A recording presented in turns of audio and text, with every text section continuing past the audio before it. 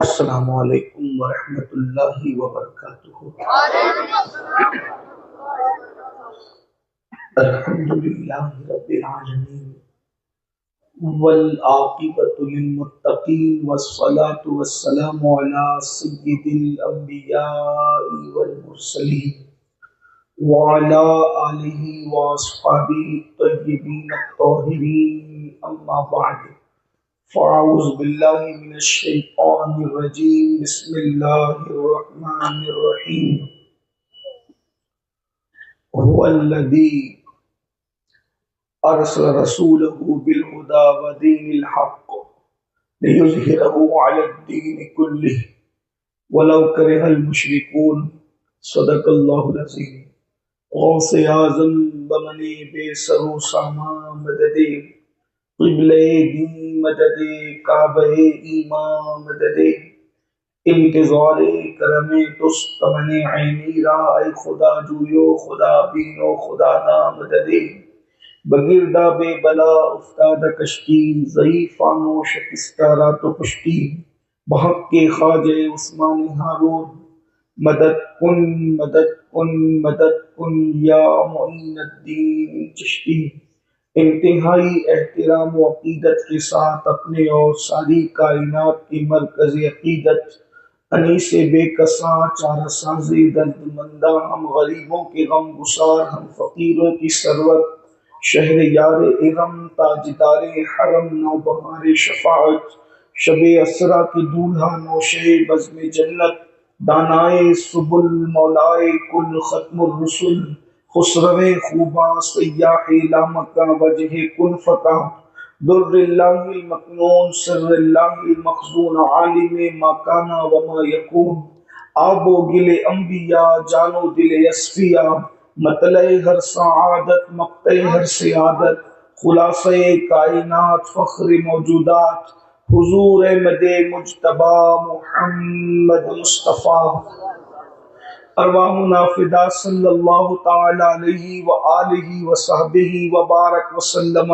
کی بارگاہ بے کس پناہ میں جس طریقے سے پڑھاؤں سب مل کر بلند آواز سے پڑھیں۔ الصلاۃ والسلام علیک یا رسول اللہ،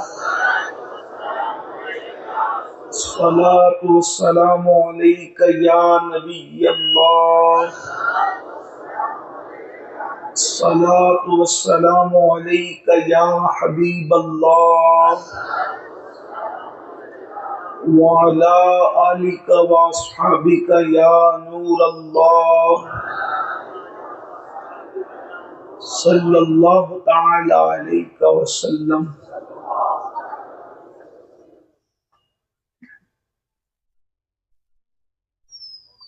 زمین و زمان تمہارے لیے، مکین و مکان تمہارے لیے، چنین و چنا تمہارے لیے، بنے دو جہاں تمہارے لیے، دہن میں زباں تمہارے لیے، بدن میں ہے جاں تمہارے لیے، ہم آئے یہاں تمہارے لیے، اٹھے بھی وہاں تمہارے لیے، جنا میں چمن، چمن میں سمن، سمن میں فبن، فبن میں دلہن، سزائے محن پہ ایسے منن، یہ امن و امان تمہارے لیے، اشارے سے چاند چیر دیا، چھپے و بے خور کو پھیر لیا، گئے ہوئے دن کو عصر کیا، یہ تاب و تواں تمہارے لیے، یہ مرحمتیں کہ کچی متیں، نہ چھوڑی لتیں نہ اپنی گتیں، قصور کرے اور ان سے بھرے قصور جنا تمہارے لیے، صبا وہ چلے کہ باغ پھلے، وہ پھول کھلے کہ دن ہو بھلے،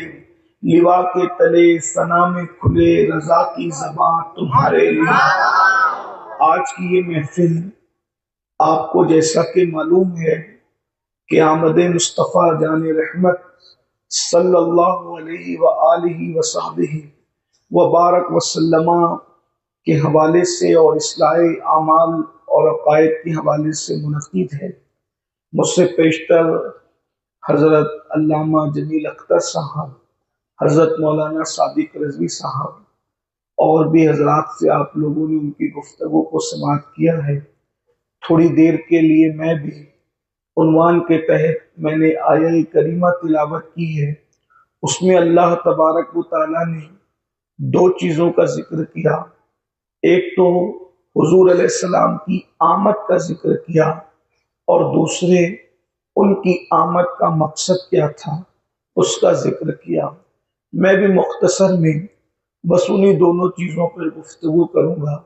پہلی بات تو یہ ہے کہ یہ جو بات کہی جاتی ہے کہ حضور علیہ السلام کی میلاد کا ذکر قرآن میں کہیں نہیں ہے، یہ بہت بڑا جھوٹ ہے.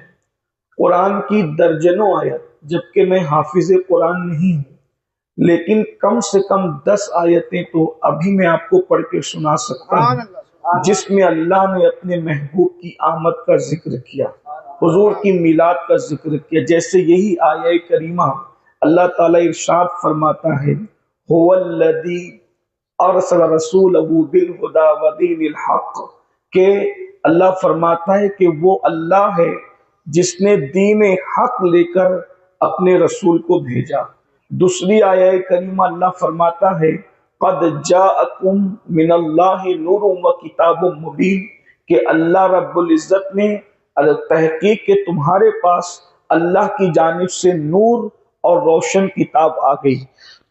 تیسری آیہ کریمہ یہ ہے قد جاءکم برہان من ربکم، کہ اللہ کی طرف سے، تحقیق اللہ کی طرف سے تمہارے پاس اللہ کی دلیل اور برہان آ گئی.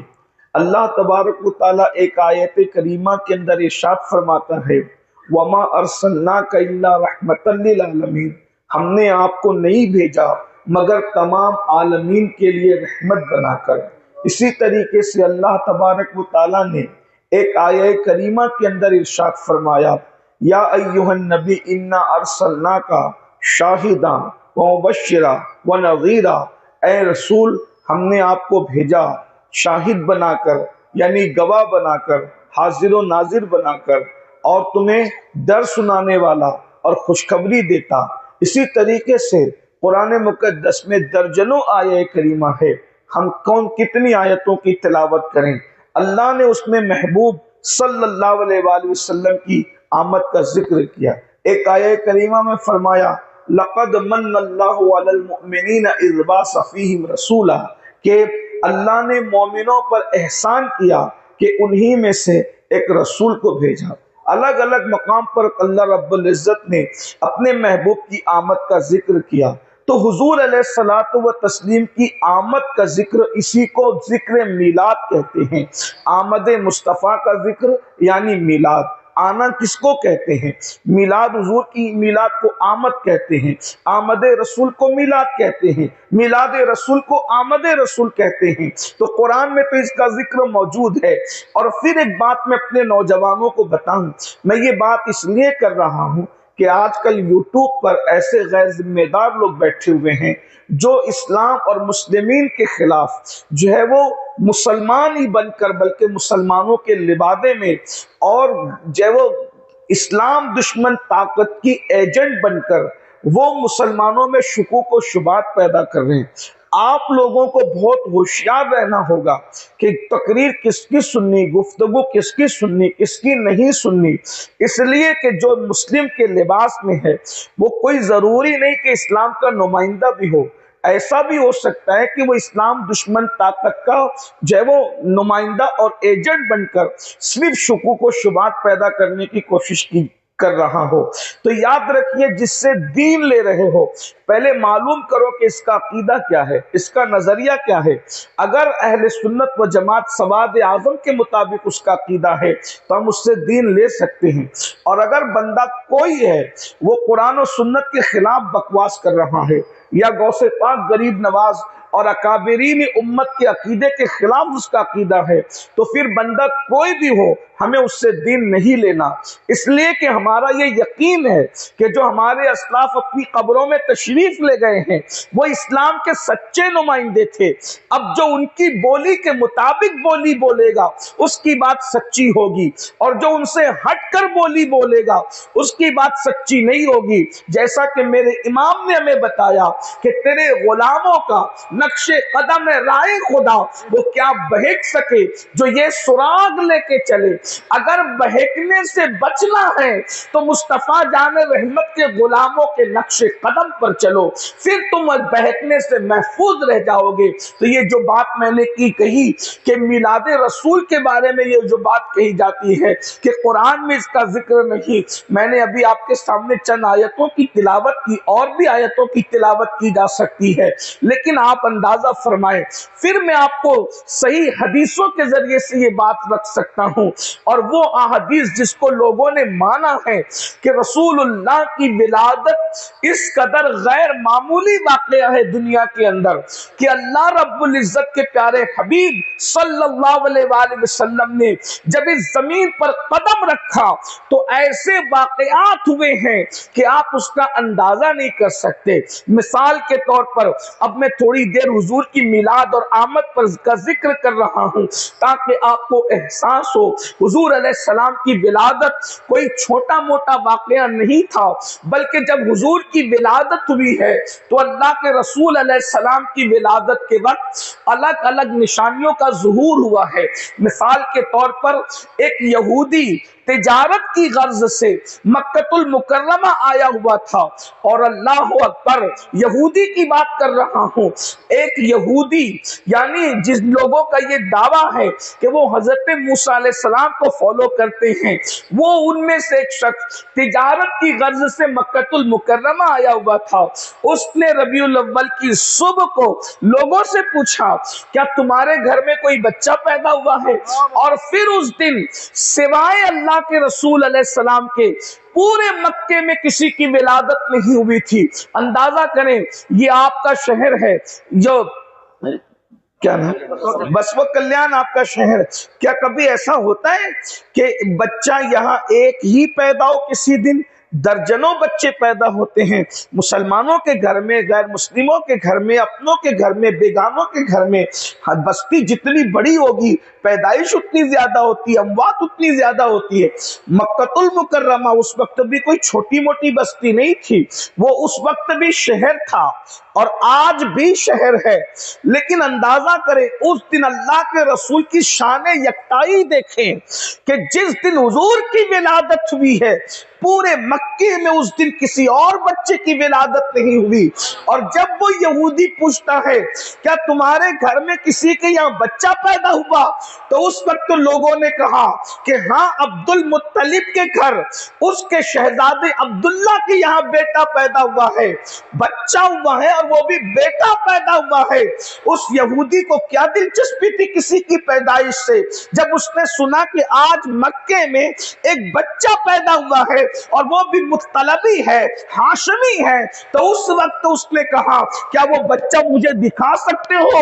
اس وقت اس یہودی کو لوگ لے کر کے گئے۔ لوگوں کو کیا خبر تھی، لوگوں کو کیا اندازہ تھا کہ آخر اس یہودی کو مکے والوں کے بچے سے کیا دلچسپی ہے؟ تو لوگ لے کر کے جاتے ہیں، پھر وہ کہتا ہے کیا اس بچے کی پیٹھ سے کپڑا ہٹا کر کے مجھے اس کی پشت دکھا سکتے ہو؟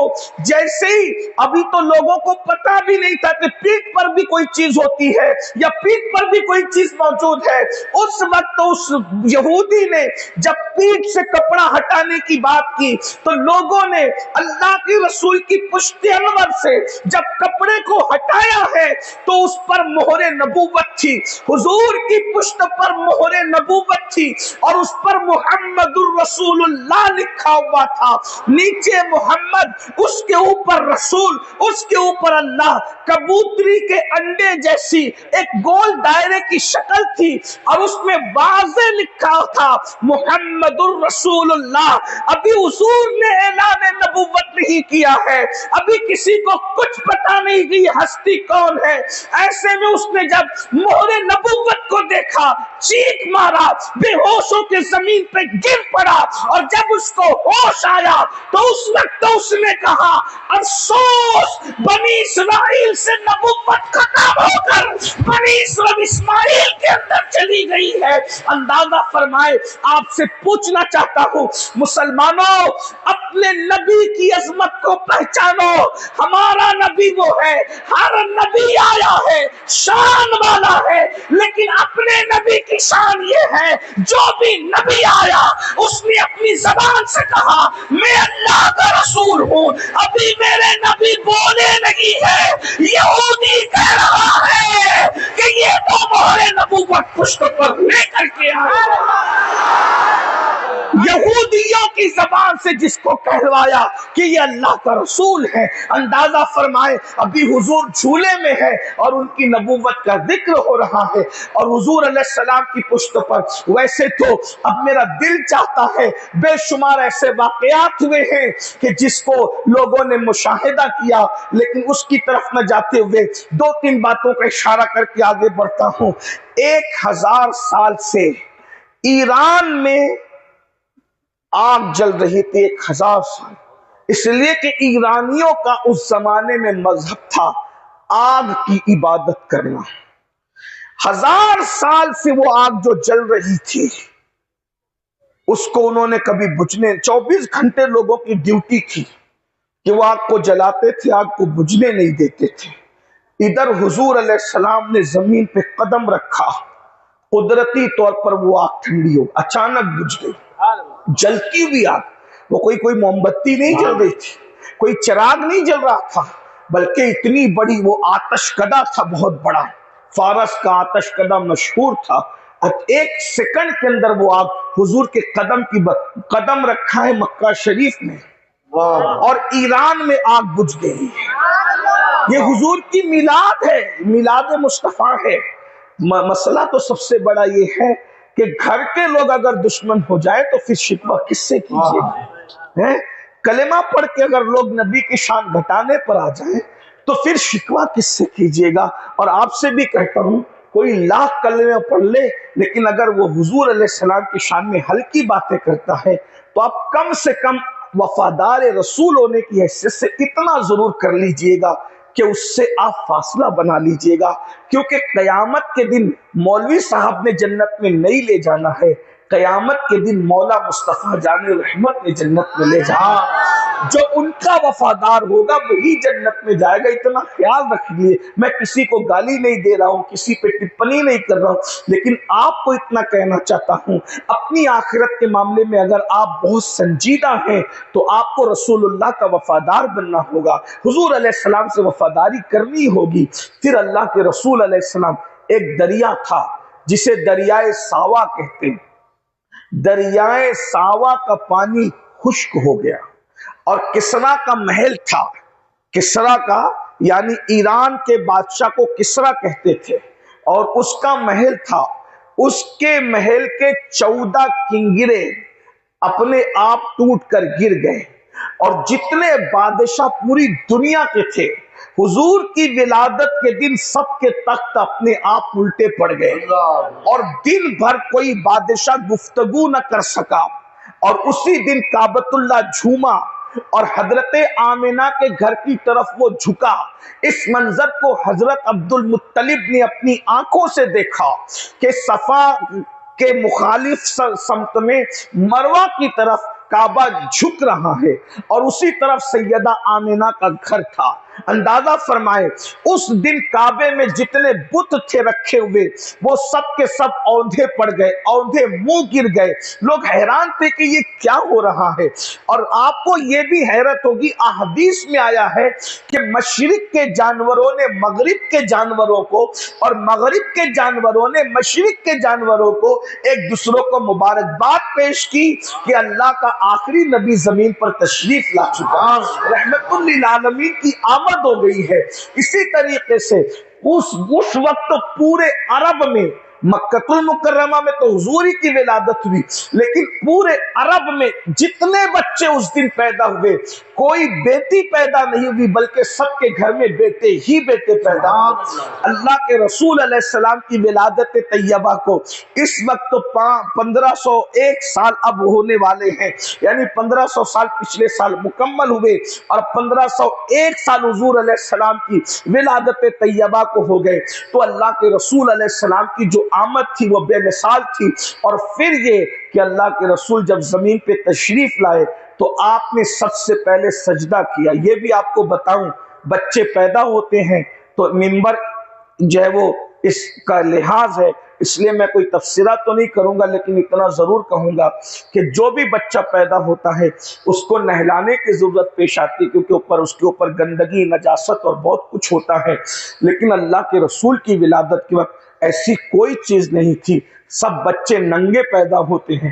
اللہ کے رسول علیہ السلام کے جسم اطہر پر پیدائش کے بعد آپ کی امی نے دیکھا کہ سبز رنگ کا کپڑا لپٹا ہوا تھا اور آپ ہر نجاست سے پاک و صاف تھے، اور جو بھی بچہ پیدا ہوتا ہے میں آپ کو بتاؤں حیا کے پردے میں کہ اس کے ناف کے اندر ایک نلی ہوتی ہے جس کو نال کہتے ہیں، اور وہ نال اس لیے ہوتا ہے کہ اسی کے ذریعے سے وہ بچے کو ماں کے پیٹ میں اللہ کھانا کھلاتا ہے، اور کھانا کیا ہوتا ہے؟ ماں کا جو ناپاک خون ہوتا ہے جو ان دنوں بند ہو جاتا ہے وہی بچے کی غذا بنتا ہے، تو اس کے پیٹ کے ذریعے سے اللہ اس کو کھلاتا ہے۔ ایک بات آپ کو یہ بھی بتا دوں، انسان دنیا میں آ کے منہ سے کھاتا پیتا ہے، لیکن اللہ پیٹ میں، ماں کے پیٹ میں منہ سے نہیں کھلاتا۔ کہاں سے کھلاتا ہے؟ ناف کے ذریعے سے کھلاتا ہے۔ کیوں؟ اس لیے کہ اس دن بچے کی جو غذا ہوتی ہے وہ خون ہوتا ہے، وہ خون سے پلتا بڑھتا ہے نا۔ اللہ پر کتنی شان والا ہے کہ دنیا میں منہ سے کھلا رہا ہے اور پیٹ میں ناف سے کھلا رہا ہے۔ کیوں؟ اللہ کو یہ گوارا نہیں ہے کہ دنیا میں آ کر جو میرا بندہ میرا اور میرے رسول کا نام لے، ناپاک خون اس کی زبان پر آ جائے۔ ذرا غور کرنا، یہاں دیکھ رہے ہیں آپ، اللہ نے ناپاک خون ماں کا ہمارے منہ پر آنے نہیں دیا تاکہ اس زبان سے تو اللہ اور رسول اللہ کا نام لے گا، تو کلمہ پڑھے گا، اللہ رسول کا نام لے گا۔ مسلمان تو غور تو کر، دھیان تو دے، کتنا گر گیا ہے تو کہ اللہ نے تیری ماں کے خون سے تیری زبان کو محفوظ رکھا کہ تو کلمہ پڑھے گا، اللہ رسول کا نام لے گا، لیکن تو دنیا میں آ کر غیبت کرتا ہے تو مرے ہوئے بھائی کا گوشت تو اپنی زبان پہ لگاتا ہے۔ ذرا غور کر، اگر غیبت کر رہا ہے تو مرے ہوئے بھائی کا گوشت کھا رہا ہے، پھر اسی منہ سے تو شراب پی رہا ہے، اسی منہ سے تو نشے کی گولیاں کھا رہا ہے۔ یعنی قدرت نے تیری زبان کی اور تیرے منہ کی کیسی حفاظت کی، اور تو بڑا ہونے کے بعد، دنیا میں آنے کے بعد اسی منہ سے گالی دیتا ہے، اسی زبان سے گالی دیتا ہے۔ ذرا غور تو کر میرے بھائی، اپنی زبان کی حفاظت کر۔ جب قدرت نے تیری زبان کی اتنی حفاظت کی ماں کے پیٹ میں، تو کچھ تو اپنی زبان کی حفاظت سیکھ۔ تو بہرحال تو بچے ماں کے پیٹ میں ماں کے خون سے پلتے بڑھتے ہیں، اور اگر وہ نال نہ ہو تو بچہ مر جائے گا۔ یاد رکھنا، بچہ مر جائے گا، زندہ نہیں رہے گا، کیونکہ جب وہ کھائے گا پیے گا نہیں تو کیا ہوگا۔ لیکن یہ میرے نبی کا معجزہ ہے، حضور پیدا ہوئے، سارے بچے نال کے ساتھ پیدا ہوتے ہیں، حضور علیہ السلام کی ناف میں وہ نال موجود نہیں تھا، کیونکہ تم سب اور ہم سب ماں کا خون پی کر کے پیدا ہوئے، اور اللہ کے رسول رحمت عالم کو ماں کا خون نہیں پلایا گیا بلکہ اللہ کے نور سے بنایا گیا۔ نور مصطفیٰ صلی اللہ علیہ وآلہ وسلم سے یہ حضور کی امی جان نے خود کہا کہ ان کو نال نہیں تھا، وہ بغیر نال کے پیدا ہوئے۔ اور پھر یہ بھی بتا دوں، ہر بچہ پیدا ہونے کے بعد جو ہے وہ اس کا ختنہ کیا جاتا ہے، لیکن اللہ کے رسول صلی اللہ علیہ وآلہ وسلم کو اس کی ضرورت نہیں پیش آئی۔ اللہ کے رسول علیہ السلام خدا کی طرف سے ہی جو ہے وہ اس شان سے پیدا ہوئے کہ اور بچوں کی طرح ختنہ کی ضرورت نہیں تھی، اور جسم پر لباس لپٹا ہوا تھا، چادر لپٹی ہوئی تھی۔ اللہ کے رسول علیہ السلام نے زمین پہ قدم رکھا اور پہلا کام یہ کیا، اللہ کا نام لیا اور سر کو سجدے میں رکھ کے کہا، رب حبلی امتی، رب حبلی امتی۔ آپ کو ایک سامنے میں نے حضور کی ولادت کا ذکر کر دیا، بہت سے واقعات ہیں، ایمان تازہ ہوتا ہے، لیکن وقت میں اتنی گنجائش بھی نہیں، اور ہمیں بھی سفر کے لیے روانہ ہونا ہے۔ حضور دنیا میں کیوں آئے؟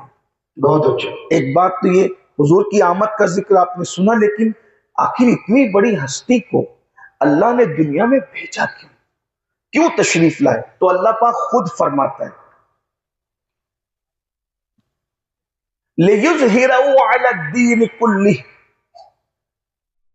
اللہ نے دین حق لے کر اپنے محبوب کو اس لیے بھیجا کہ یہ دین تمام مذاہب باطلہ پر غالب ہو جائے۔ یعنی یہ دین گھر گھر پہنچے، اس دن کو غلبہ نصیب ہو. لِيُظْهِرَهُ عَلَى الدِّينِ كُلِّهِ وَلَوْ كَرِهَ الْمُشْرِكُونَ. اور اگر مشرکین برا مانتے ہیں تو وہ برا مانتے رہیں، اللہ نے غلبہ دین کے لیے بھیجا. تو اللہ کے رسول علیہ السلام دین کے غلبے کے لیے، دین کی خدمت کے لیے اس زمین پہ تشریف لائے تھے. اور اللہ کے رسول علیہ السلام نے غلبہ دین کے لیے اتنی محنت کی کہ اتنی محنت کا تصور آپ کسی سے نہیں کر سکتے.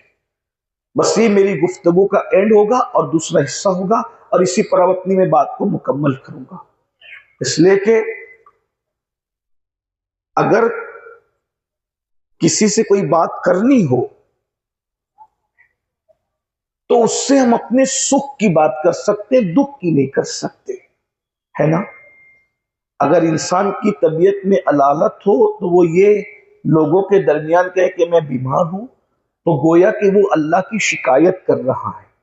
ٹھیک ہے، تو میں آج گفتگو جلدی ختم کر دوں گا، کیونکہ آپ کا شوق تو بہت ہے، آپ بھی بڑی تعداد میں آئے ہیں، لیکن آج میں اس بات کا متحمل نہیں ہوں کہ میں کوئی لمبی گفتگو آپ سے کر سکوں. اتنا ہی عرض کروں گا، لیکن آپ دھیان سے سن رہے ہیں، مجھے خوشی ہے. میں آج اس پہ گفتگو کرتا ہوں کہ ہم نے رسول اللہ کے بارے میں کبھی یہ تصور نہیں کیا کہ یہ جو پوری دنیا کے اندر اذانیں ہو رہی ہے، پوری دنیا کے اندر جو نمازیں ہو رہی ہے، پوری دنیا کے اندر جو اللہ کا نام لیا جا رہا ہے، پوری دنیا میں جو قرآن پڑھا جا رہا ہے، اس کے پیچھے محنت کس کی ہے؟ اس کے پیچھے صرف ایک ہستی کی محنت ہے بس، اور وہ ذات محمد رسول اللہ. اور انہی کی محنت کے ساتھ پھر صحابہ کی محنت جڑتی ہے، انہی کی محنت کے ساتھ اہل بیت کی محنت جڑتی ہے، انہی کی محنت کے پیچھے اصفیاء، اولیاء، اور پھر مختلف مبلغین اور داعیان دین کی محنت جڑتی ہے. لیکن اصل محنت حضور علیہ السلام کی ہے. اب میں آپ سے ایک بات پوچھتا ہوں، ہم یہاں سب بیٹھے عاشق رسول کہلاتے ہیں، ہمیں عشق رسول کا دعویٰ بھی ہے، لیکن ہم کہتے ہیں کہ ہم حضور کے نام پہ جان دے دیں گے، مال دے دیں گے، اولاد قربان کر دیں گے، سب قربان کر دیں گے. لیکن آپ سے میں ایک بات پوچھتا ہوں کہ کیا ہم نے کبھی سنجیدگی سے بیٹھ کے سوچا کہ اس دین کو پوری دنیا میں یا ہمارے گھر تک پہنچانے کے لیے اللہ کے رسول کو کتنی محنت کرنی پڑی؟ ہمیں نبی کے معجزے یاد ہے، لیکن ہمیں نبی کی محنت یاد نہیں. اور ایک بات میں آپ کو کہوں کہ حضور کے معجزے سے جتنے لوگ اسلام میں داخل نہیں ہوئے، اس سے زیادہ لوگ حضور علیہ السلام کی محنت سے داخل ہوئے. چاند کے ٹکڑے دیکھے، معجزہ تھا، انہوں نے کہا یہ تو جادو ہے. لیکن حضور جو چاند کے ٹکڑے دیکھ کر مسلمان نہیں ہوئے، وہ اللہ کے رسول کی محنت دیکھ کے مسلمان ہوئے. یہ جو دین کو آج غلبہ ہے، جس کو ہمیں آج احساس نہیں، بہت آسانی کے ساتھ مسلمان جھوٹ بولتا ہے، جھوٹی قسم کھا لیتا ہے، حرام لقمہ کھا لیتا ہے، ایک دوسرے پہ جادو بھی کرتے ہیں، ایک دوسرے کو قتل بھی کرتے ہیں، اسی طرح سے بلا وجہ اپنی عورتوں کو طلاق دے دیتے ہیں، مار پیٹ کرتے ہیں، لڑائی جھگڑا کرتے ہیں. یعنی جو دین نے کہا تھا سب اس کے الٹ کرتے ہیں، اس کا الٹا کرتے ہیں، کیونکہ ان کو احساس نہیں ہے کہ یہ دین کی آبیاری میں، اس دین کو ہمارے گھر تک پہنچانے میں اللہ کے رسول کی محنت کتنی ہے. اس کی ایک جھلک آپ کے سامنے رکھتا ہوں اور بات پوری کرتا ہوں، پھر آپ سے پوچھوں گا، آپ سے سوال کروں گا کہ ہم نبی کے اگر وفادار ہیں تو نبی کی محنت کا ہمیں احساس ہے کہ نہیں. ایک ہی بات عرض کروں گا، میں نے کہا نا لمبی نہیں کر سکوں گا آج بات آپ سے، لیکن ایک مختصر بات کروں گا.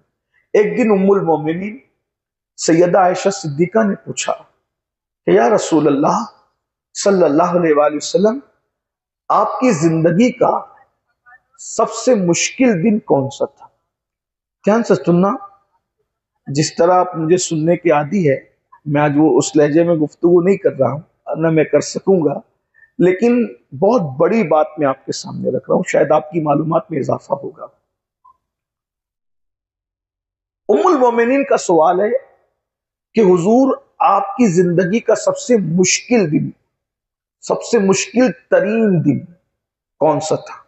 یعنی آج کی گفتگو کو آپ عنوان دے سکتے ہیں آمد رسول کے موقع پر کہ اللہ کے رسول کی زندگی کا سب سے مشکل ترین دن کون سا تھا، سب سے مشکل ترین دن کون سا تھا۔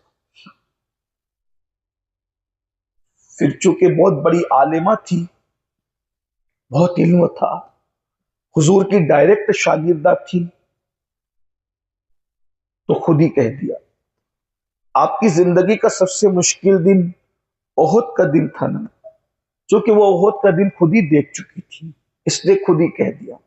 وہ شاگرد بہت ذہین ہوتے ہیں نا، تو کبھی کبھی استاد کے سامنے سوال بھی کرتے ہیں اور جواب بھی دیتے ہیں، ایسے ہوتا ہے، اچھی بات ہے۔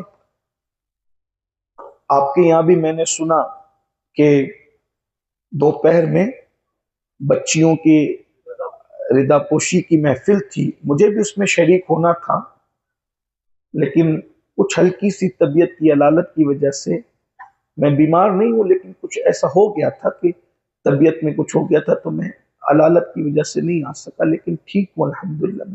میں نے معذرت کی تھی، مولانا صادق صاحب سے کہا تھا کہ میری طبیعت اس قابل نہیں کہ میں جلسے میں شریک ہو سکوں، تو انہوں نے کہا ٹھیک ہے بھائی کوئی بات نہیں، میں چلا جاتا ہوں، آپ یہاں رکیں، اور پھر میں ابھی شام کو شریک ہوا۔ تو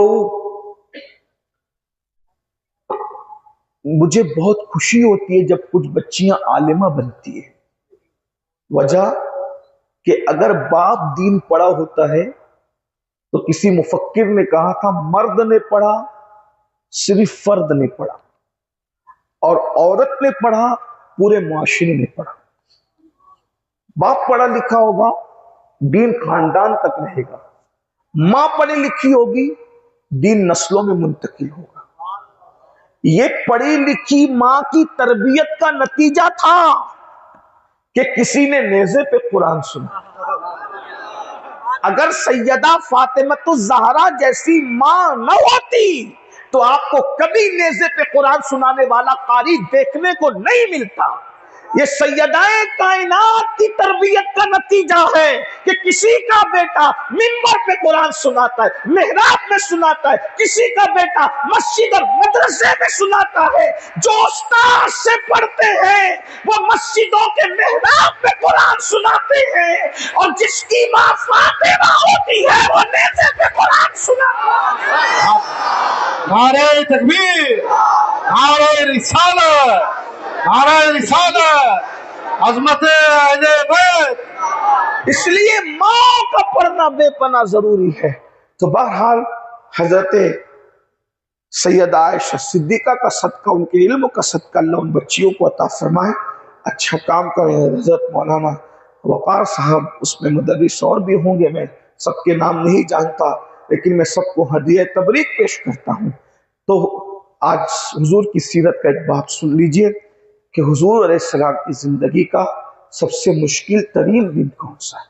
ہم لوگ بھی کئی انٹرویو کے لیے جاتے ہیں تو بہت سارے جو ہے وہ سوال کرنے والے کہتے ہیں کہ آپ کی زندگی کا کوئی مشکل واقعہ بتائیں، تو ہم تو یہ کہتے ہیں کہ ہماری زندگی میں کوئی مشکل آئی ہی نہیں کبھی، مشکل کشا سے جب سے وابستہ ہیں کبھی مشکل دیکھی ہی نہیں، اور امید ہے کہ انشاءاللہ نہ ہماری قبر مشکل ہوگی نہ ہمارا حشر مشکل ہوگا، کیونکہ جب سے ملا ہے دامن آل رسول کا بے فکر ہو گیا ہوں شفاعت کی فکر سے۔ جب سے ملا ہے دامن آل رسول کا بے فکر ہو گیا ہوں شفاعت کی فکر سے، تڑپا دیا کسی نے مدینے کے ذکر سے، آزاد ہو گیا ہوں دو عالم کی فکر سے۔ بہرحال تو ام المومنین پوچھ رہی ہیں حضور سب سے مشکل دن آپ کی زندگی کا کون سا تھا؟ پھر خود ہی کہتی ہے احد کا دن تھا نا، کیونکہ وہ دیکھ چکی تھی۔ احد میں کیا ہوا تھا؟ 70 صحابہ ایک ساتھ شہید ہوئے تھے، اور 70 صحابہ میں صحابہ کے ساتھ یہ کیا تھا کہ ان کی ناکیں کاٹ لی تھی، ان کے کان کاٹ لیے تھے، ان کے ہونٹ کاٹ لیے تھے، ان کی زبانیں کاٹ لی تھی۔ کچھ معمولی ظلم نہیں کیا تھا مکے والوں نے، یہ بہت دردناک داستان ہے۔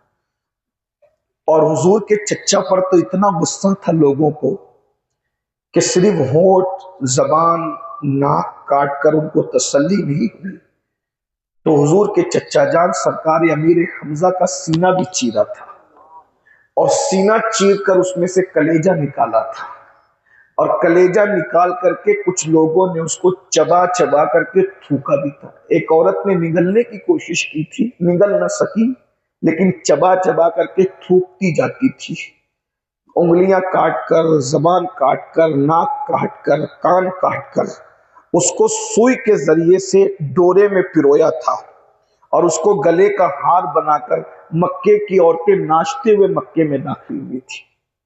یہ سب کچھ کیا تھا. جنہیں نہیں پتا ہے میں انہیں بتانا چاہتا ہوں. آپ کو کیا خبر ہے؟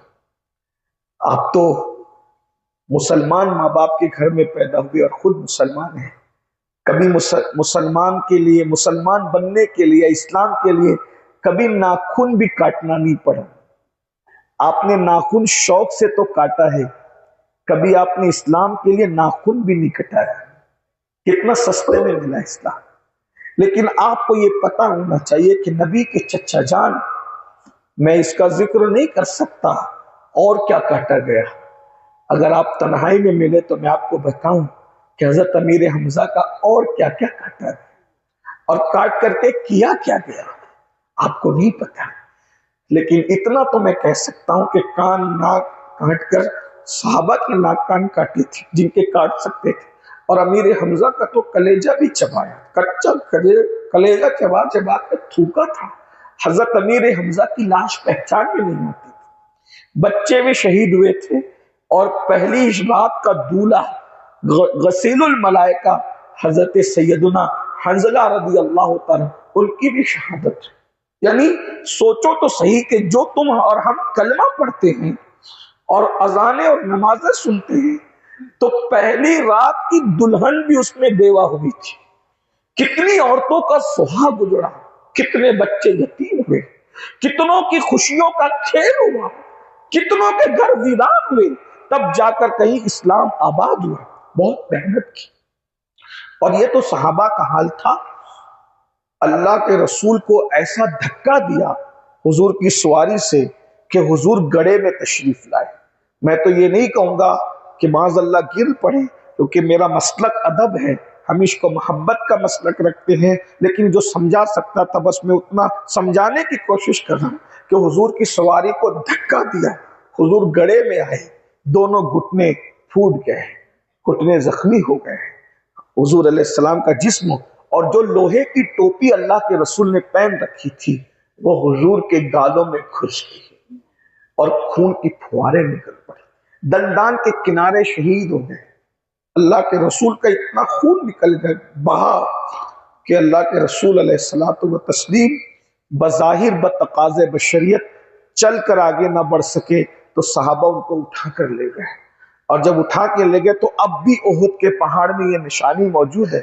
جب حضور علیہ السلام اس وقت بستر بھی نہیں تھا مسلمانوں کے پاس کہ زخمی رسول کو بستر پہ لٹا سکے. یہ حضور کی محنت ہے.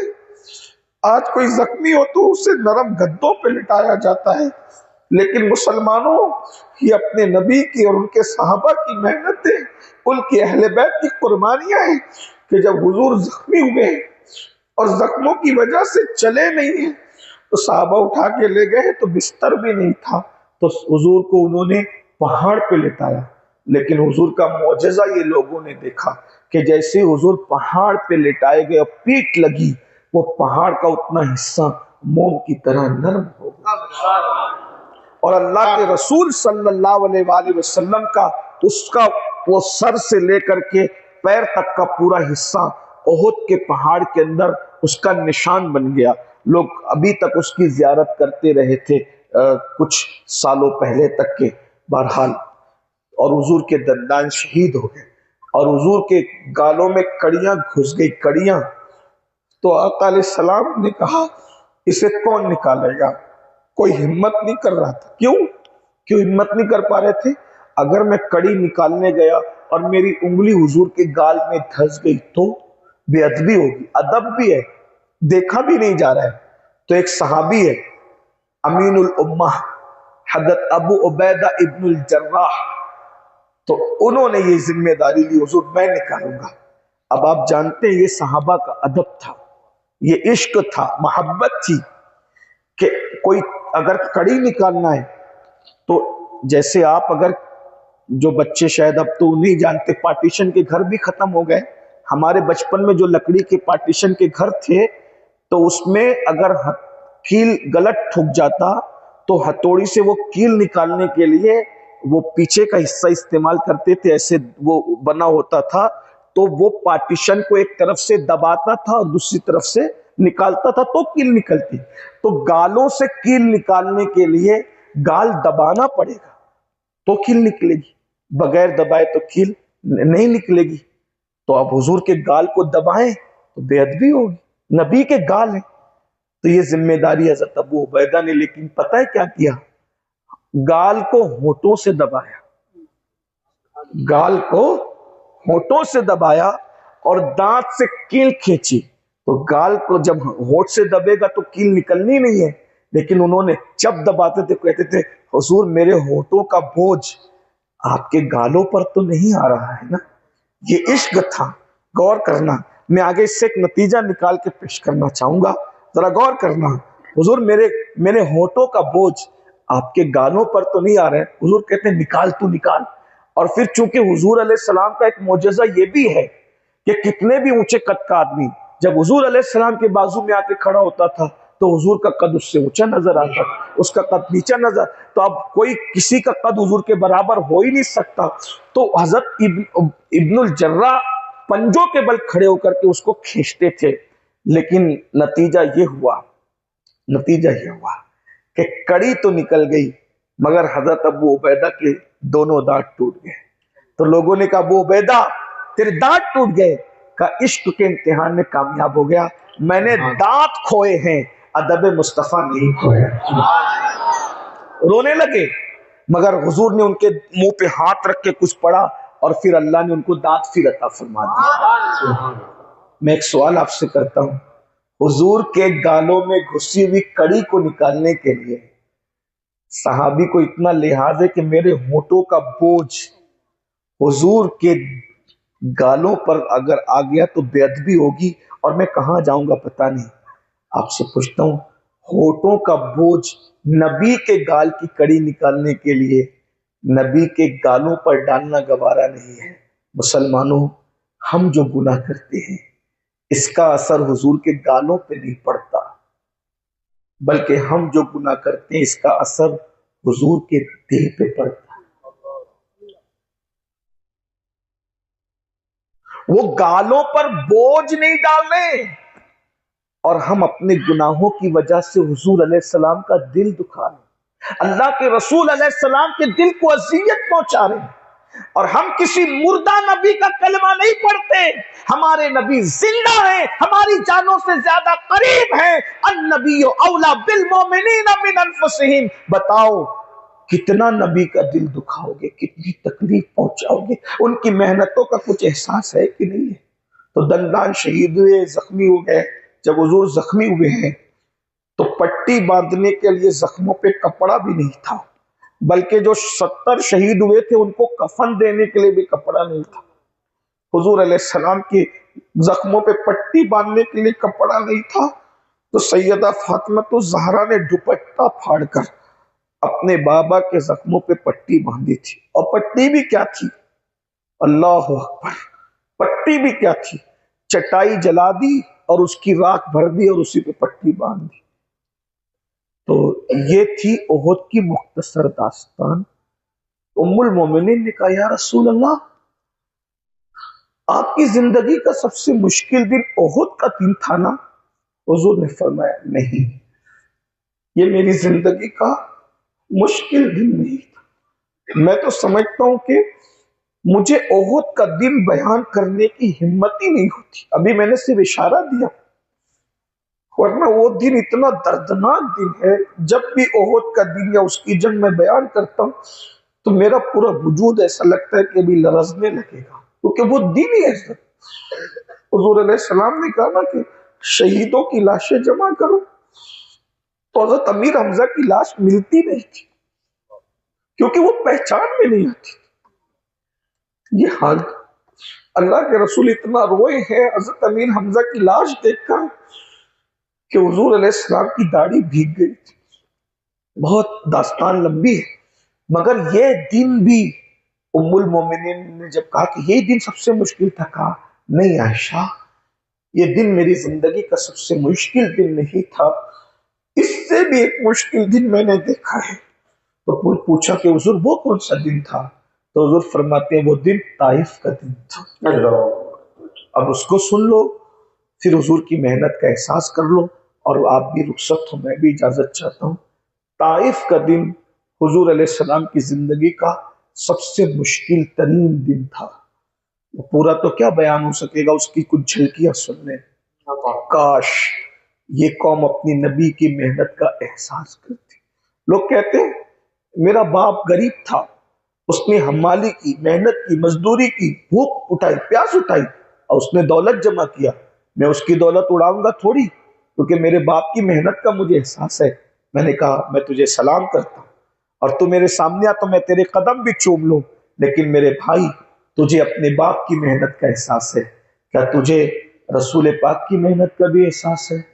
تو حضور کی زندگی کا سب سے مشکل ترین دن جو تھا وہ طائف کا دن۔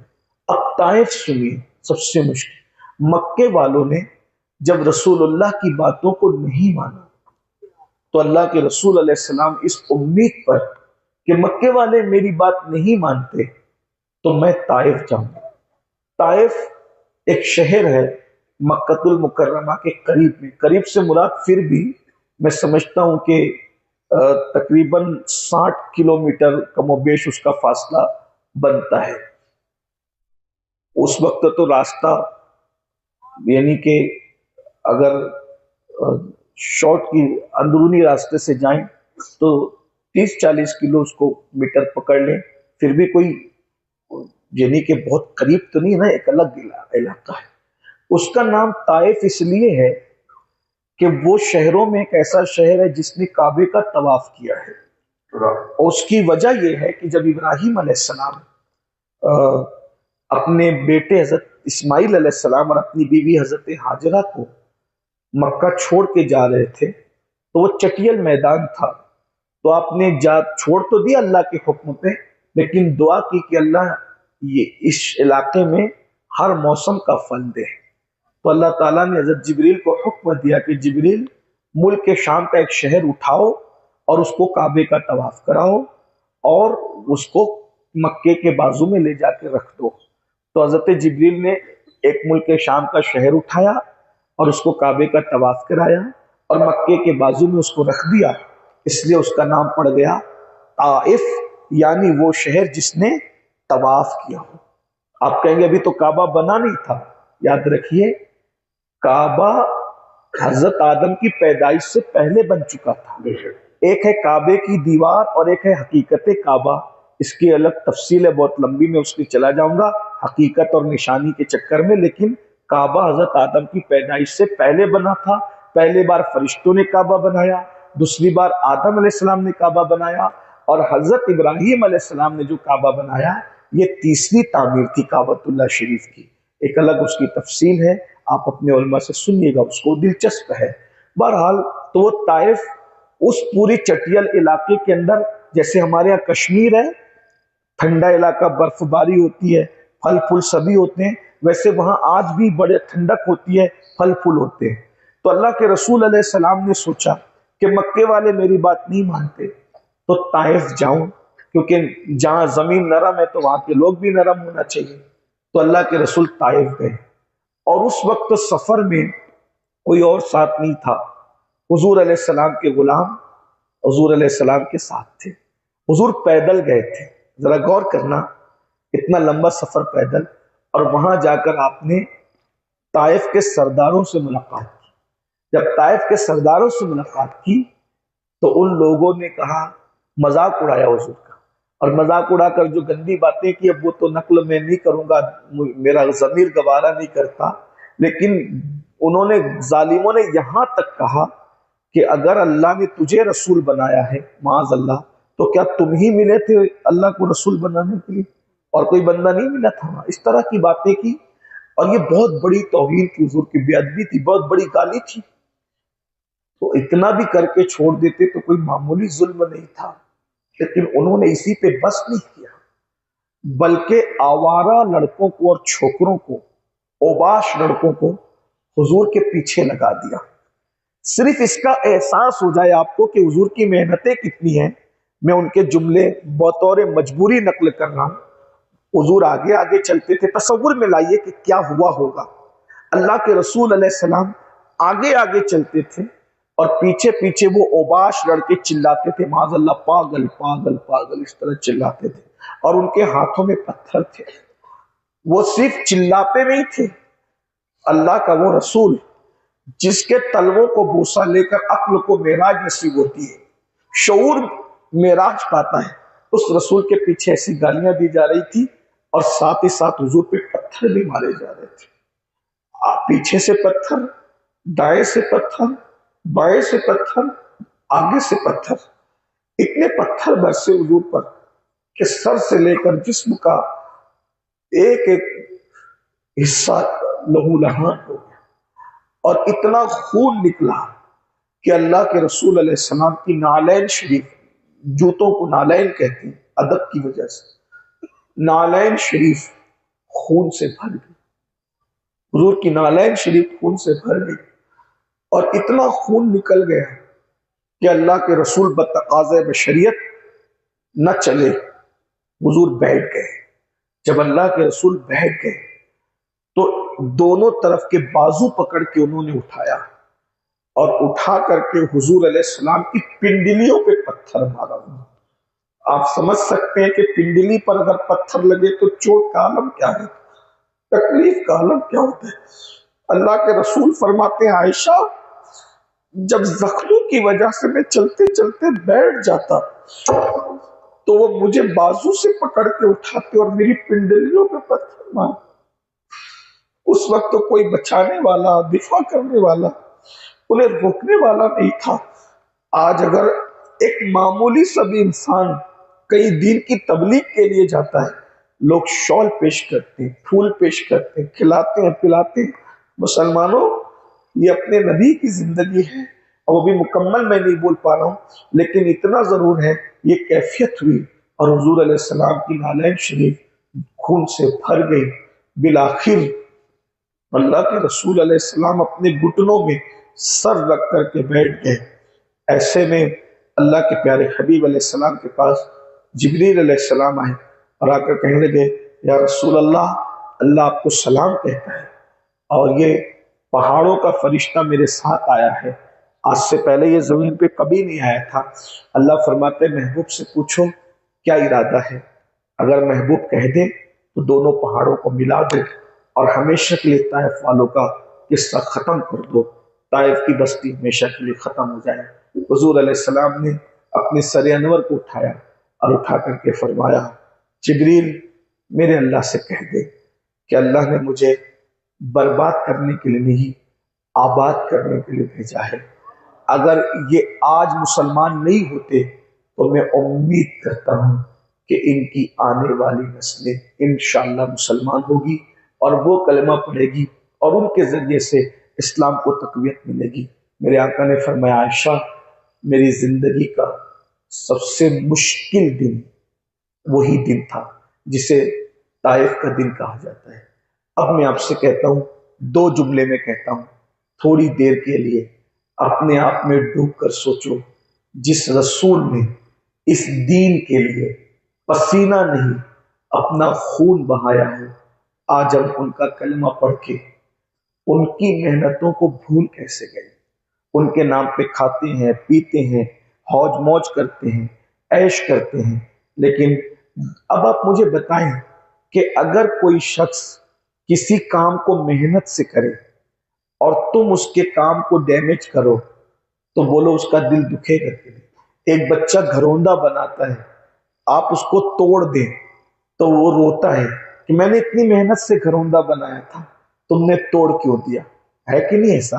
اب بتاؤ، یہ دین جو بہاریں آج اس کے اندر ہے، اتنی ترقی ہے، یہ سب کچھ ہے، تو آپ مجھے بتاؤ میرے بھائی، اب جب ہم میں سے کوئی داڑھی مڈاتا ہوگا، یا کوئی زنا کے اڈے پہ جاتا ہوگا، یا کوئی گانا سنتا ہوگا، یا کوئی شراب پیتا ہوگا، یا کوئی بھی اسلام کے خلاف کام کرتا ہوگا، تو حضور علیہ السلام کے دل پہ کیا گزرتی ہوگی کہ میں نے اتنی محنتیں اسی لیے کی تھی کہ میں محنت کر کے دین تمہارے گھر تک پہنچاؤں گا، تمہاری بچیاں بے پردہ گھومے گی، تم لڑکیوں سے ناجائز تعلقات قائم کرو گے، تم حرام کام کرو گے، بتاؤ حضور کے دل پہ کیا گزرتی ہوگی۔ ایک بہت بڑے صوفی بزرگ کا ایک جملہ پڑھ کر اپنی بات کو مکمل کرتا ہوں۔ اس صوفی بزرگ نے فرمایا کہ مسلمانوں کے گناہ حضور کو کتنی تکلیف پہنچاتے ہیں۔ کہتے ہیں طائف کی وادی میں حضور پر جو پتھر برسے تھے، وہ پتھر نے حضور کو اتنی تکلیف نہیں پہنچائی تھی جتنی تکلیف آج کے مسلمانوں کے گناہ حضور کے دل کو پہنچاتے ہیں، کیونکہ طائف کی وادی کے پتھر حضور کے جسم کو زخمی کرتے تھے اور ہمارے گناہ حضور کے دل کو زخمی کرتے ہیں۔ اب مجھے بتاؤ، ایک ایک دن میں اگر ہم نے ایک دن میں ایک گناہ کیا تو حضور کے دل کو ایک بار زخمی کیا، دو گناہ کیا، دو بار زخمی کیا، 5 گناہ کیے، حضور علیہ السلام کے دل کو 5 بار زخمی کیا۔ مجھے بتاؤ میرے بھائی، اگر کسی اپنے جیسے بشر کا دل دکھی کر دو، اس کے دل کو زخمی کر دو، تو اللہ ناراض ہوتا ہے۔ آپ مجھے بتائیں، کہنے والوں نے تو یہاں تک کہا ہو سکے تو کسی جانور کا دل بھی مت توڑو۔ اللہ اکبر! جس نے ماں کا دل دکھایا وہ جنت کی خوشبو سے محروم ہے۔ جس نے ماں کا دل دکھایا مرتے وقت تو اس کی زبان پہ کلمہ نہیں آئے گا۔ آپ مجھے بتاؤ نا میرے بھائیوں، حضور کی میلاد منانے والوں، حضور کے عشق کا دعویٰ کرنے والوں، آقا سے محبت کا دعویٰ کرنے والوں، مجھے بتاؤ تو صحیح میرے بھائی، مجھے بتاؤ تو صحیح میرے بھائی، مجھے بتاؤ تو صحیح، جس ماں نے ہمیں جنم دیا، جس ماں نے ہمیں دودھ پلایا، اگر اس کا دل دکھاؤ تو مرتے وقت تو زبان پہ کلمہ نہیں آتا، ایک دن میں سینکڑوں مرتبہ اپنے نبی کا دل دکھا رہے ہو، تمہیں ڈر نہیں لگتا کہ مرتے وقت زبان پہ کلمہ کیسے آئے گا؟ اللہ اکبر! ذرا بتاؤ تو صحیح، اپنے باپ کا احسان نہ جانو، باپ کی محنتوں کا احساس نہ کرو تو ہم نمک حرام کہلاتے ہیں۔ اگر رسول پاک کی محنت کا احساس نہ کرو، ہم کہاں ہوں گے، کہاں کھڑے ہوں گے، حضور کو کیا منہ دکھائیں گے، رسول اللہ کو کیا منہ دکھائیں گے؟ ذرا یہ بھی تو سوچو، یہ بھی تو تصور کرو۔ میرے بھائی، میلاد ضرور مناؤ، لیکن جب بھی دل چاہے گناہ کرنے کے لیے تو ایک بار سوچ لینا، جس رسول نے اس دین کی آبیاری کے لیے اتنی محنت کی ہے، میرے نبی کا دل دکھے گا تو میرا کیا ہوگا؟ بس اسی کو سوچ کے گناہ چھوڑ دینا۔ جنت اور جہنم کی بات نہیں، کم سے کم اپنے نبی کی محنتوں کا تو احساس کرو، رسول اللہ کی محنتوں کا تو خیال کرو۔ یہ اتنے ہزاروں کی تعداد میں جوان موجود ہے، میری قوم کے جوانوں، تم نے سب کے دل کا خیال کیا، حضور کے دل کا بھی خیال کرو۔ کیا حضور کے لیے نیک نہیں بن سکتے؟ حضور کی خوشی کے لیے زندگی نہیں بدل سکتے؟ وہ اللہ ہو کر قبلہ بدل رہا ہے، ہم امتی ہو کر اپنی زندگی نہیں بدل سکتے؟ ذرا غور تو کریں، محبتوں کے کچھ تقاضے ہوتے ہیں، محبتوں کے کچھ انداز ہوتے ہیں۔ اللہ پاک کی بارگاہ میں دعا کرتا ہوں، اللہ سب سے پہلے مجھے اور آپ سب کو توفیق خیر عطا فرمائے۔ گفتگو کے درمیان اگر کوئی غلطی ہو تو اللہ تعالیٰ معاف کرے۔ اللہ ہمیں حضور کی محنتوں کا احساس عطا فرمائے اور گناہوں سے بچنے کی توفیق عطا فرمائے۔ استغفر اللہ ربی من کل ذنب واتوب الیہ۔ میں آپ سے گزارش کرتا ہوں کہ آپ نے آتے وقت بڑی محبتوں سے نوازا، لوگوں نے ملنے کی کوشش کی، لیکن میں کہوں گا کہ جاتے وقت آپ ایسا نہ کریں، اس لیے کہ آج میں جو ہے وہ اس بات کا متحمل نہیں ہوں کہ میں آج آپ کا دھکا برداشت کر سکوں، اس لیے تھوڑی سی طبیعت میں کچھ علالت ہے، اضمحلال ہے، اور اس لیے میں چاہوں گا کہ مجھے جب میں جاؤں تو آپ مجھے جانے دیں۔ میں صحت مند ہوں تو آپ مجھے دھکے دیتے ہیں، مجھے کوئی برا نہیں لگتا، لیکن آج میں جو اس قابل نہیں ہوں کہ آپ مجھے دھکا دیں یا مجھے کھینچتان کریں۔ امید کرتا ہوں کہ آپ مجھے جانے دیں گے۔ آپ کا بڑا احسان ہوگا. میں آپ کے لیے دعا کرتا ہوں، آپ میرے دعا کریں. اللہ پاک تمام مسلمانوں کو شفا عطا فرمائے، مجھے بھی صحت و شفا عطا فرمائے. السلام علیکم ورحمۃ اللہ.